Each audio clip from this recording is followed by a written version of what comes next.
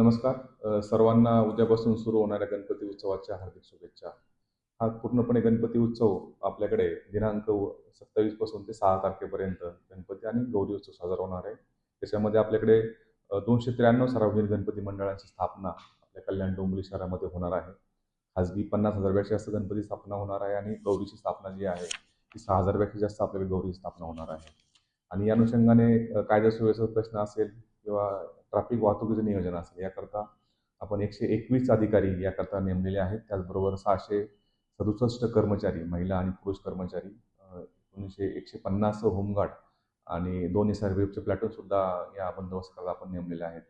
आणि जे काही गणपती विसर्जनाची ठिकाणं असतील किंवा नवीन आपल्या शासनाच्या नियमाप्रमाणे जे काही कृत्रिम तलाव तयार करण्यात आहे, असे सार्वजनिक ठिकाणं आपले 47 आहेत आणि 33 ठिकाणी हे कृत्रिम तलाव केलेले आहेत.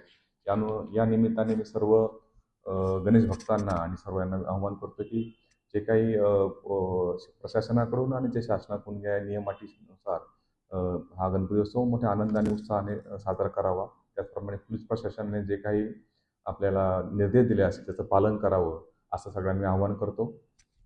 धन्यवाद.